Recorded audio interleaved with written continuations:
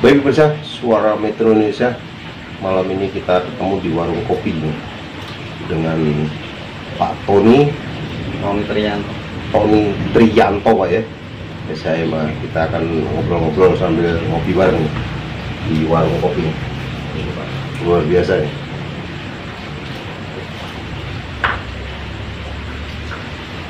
Baik, selamat malam Pak Tony. Malam Pak Untung.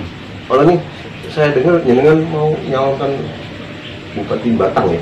Iya. Gimana Pak? Ke depan ya, harapan jenengan ke depan tentang Batang itu? Iya. Jadi begini Pak Untung. Ini dilatar belakangi karena satu, saya ini kebetulan putra daerah. Karena saya kebetulan putra daerah ya, saya memang dilahirkan di Batang. Di Batang ya. Kemudian sejauh ini saya ini mencari pengalaman, mencari ilmu di luar kota ya, di Semarang ini. Nah kemudian saya dalam proses perenungan hidup saya ini bagaimana sih supaya hidup saya ini bisa bermanfaat bagi banyak orang. Betul. Saya ingin sekali berkiprah ya, terutama untuk kemaslahatan masyarakat Batang karena saya putra daerah. Saya punya tanggung jawab moral. Kenapa demikian? Karena saya melihat bahwa Batang ini suatu daerah ya, kabupaten yang sebenarnya punya potensi ekonomi luar biasa. Kenapa demikian? Karena Batang ini kan saat ini menjadi tempat berdirinya kawasan industri terbesar se-Asia Tenggara. Ya. Nah ini merupakan bagian daripada proyek strategik nasional ya, yang digagas oleh pemerintah pusat ya, yang oleh Pak Presiden Jokowi. Bahwa karena Batang ini banyak lahan ya, banyak lahan yang kemudian kosong. Akhirnya pemerintah pusat ini memutuskan bahwa Batang ini cocok ketika dibikin kawasan industri yang terbesar se-Asia Tenggara. Proyek strategik nasional untuk Gitu ya? Ya, jadi potensi ke depan ini luar biasa Batang ini. Menjadi daerah yang seksi Pak. Dari seksi ya? Seksi sekali. Artinya apa? Pejabat pemerintah pusat, kemudian pengusaha-pengusaha, investor, bahkan ini Pak Untung, informasinya nanti perusahaan-perusahaan yang berdiri di Batang ini merupakan perusahaan model asing. Oh gitu ya? Banyak investor luar negeri. Gitu ya? Selain itu juga ya Batang ini nanti akan ada relokasi industri besar-besaran ya. Dari yang mungkin sebelumnya ada di daerah Jakarta, Bekasi, Cikarang, Tangerang, mungkin sebagian akan relokasi ke Batang. Termasuk perusahaan-perusahaan baru, termasuk konsorsium perusahaan-perusahaan asing Pak. Itu nanti beberapa grup perusahaan besar itu masuk investasi di Batang Pak. Kenapa Pak Jokowi milihnya di Batang? Karena satu, tidak ada kendala untuk pembebasan lahan. Ini kan lahan punya PTPN dan Perhutani. Jadi di situ proses pengadaan lahannya tidak sulit. Tidak perlu ada pembebasan, kemudian nanti muncul resistensi dari masyarakat, tidak ada Pak. Yang kedua, Batang ini termasuk jalur yang strategis Pak. Termasuk kalau Pulau Jawa ini mungkin kira-kira di tengah-tengahnya. Gitu ya? Kira-kira di tengah-tengahnya Batang ini. Ya Pantura Pak. Pantura ya? Gitu. Sehingga ke depan saya punya harapan ketika nanti saya bisa memimpin Batang, ya seandainya Allah ridho ya. Seandainya Allah ridho saya bisa memimpin Batang, maka saya punya satu gagasan besar ya, bagaimana Batang ini baik pemerintahannya maupun masyarakatnya mampu bersinergi terhadap industrialisasi, itu Pak Untuk. Gitu ya? Jadi bersinergi terhadap industrialisasi untuk kesejahteraan masyarakat Batang. Sehingga apa? Goalnya ya masyarakat menjadi sejahtera. Secara ekonomi kan begitu. Lalu ketika ada banyak perusahaan di sana, harapan kita ini Pak, maka idealnya akan berbanding lurus dengan apa? penyerapan tenaga kerja. Harapannya lagi lebih sempurna, angka pengangguran harus ditekan seminim-minimum. Kenapa? Karena banyak pabrik Pak di sini. Berarti kan butuh tenaga produktif dari masyarakat nih, terutama adalah penduduk lokal Batang. Banyak tenaga produktif. Nah, lantas bagaimana ke depan? Nah, pemerintah kabupaten ini juga harus bersinergi Pak. Artinya apa? Membangun sumber daya manusianya terlebih dahulu. Membangun sumber daya manusia supaya menjadi tenaga produktif yang punya kompetensi ya, sehingga bisa bekerja di perusahaan-perusahaan begitu.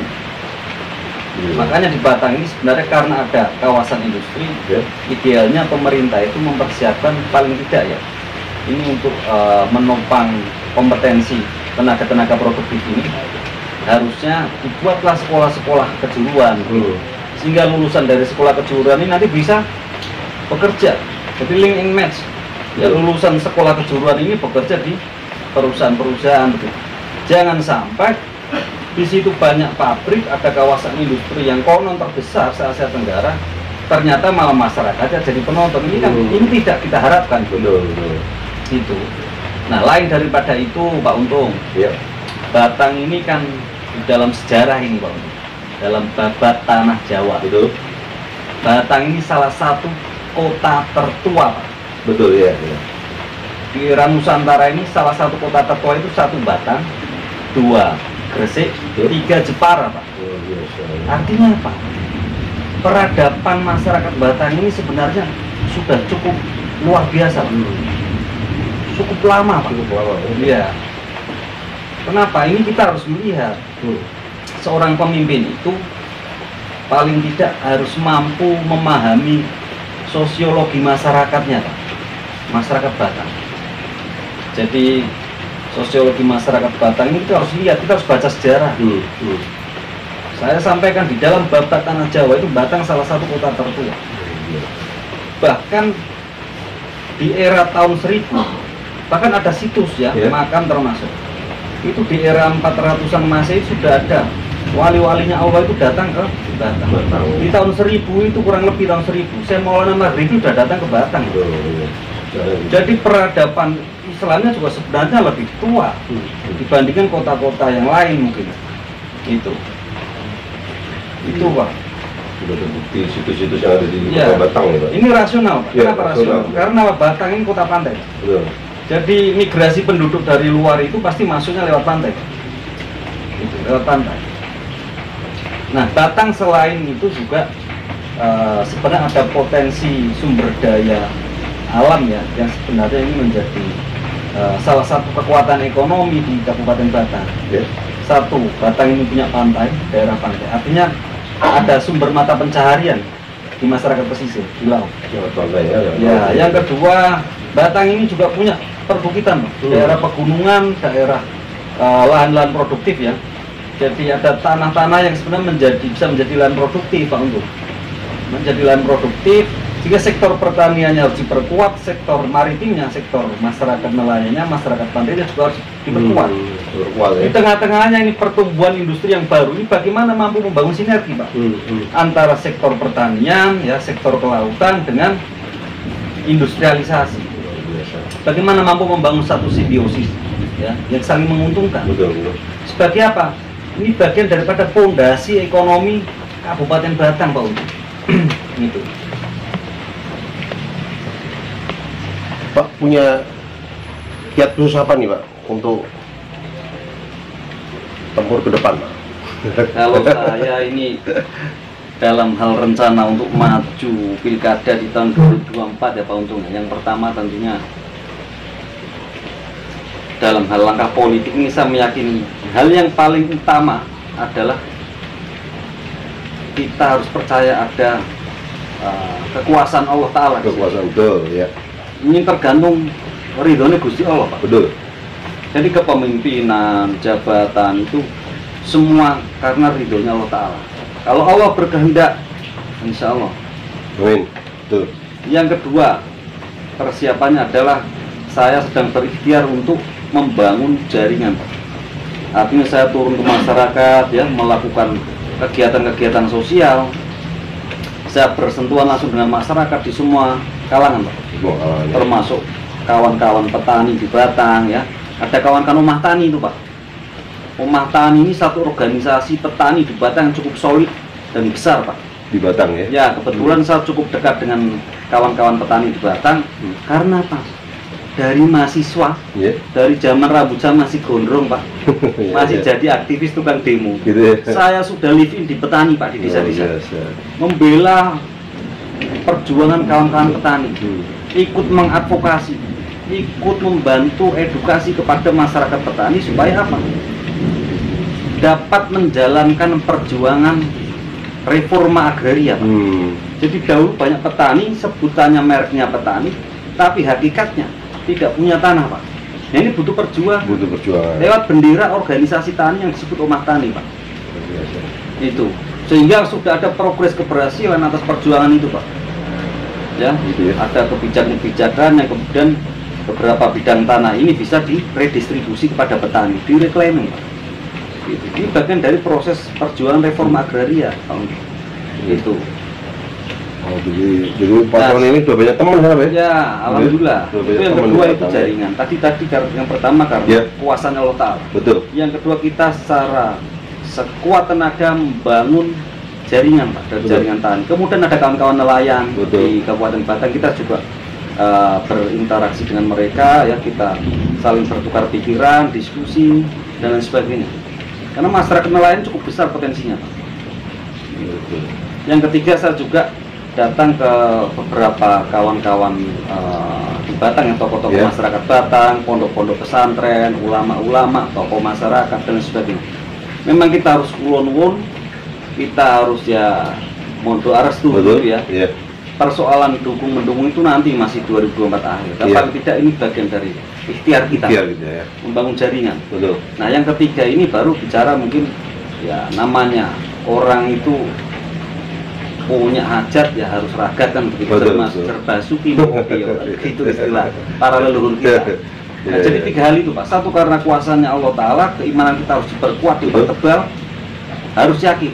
Yang kedua, ikhtiar membangun jaringan. Yang ketiga, ya jerbasuki mau bioan begitu. Betul ya. Tapi prinsipnya bahwa kita harus berangkat dari niat yang memang benar-benar tulus, Pak.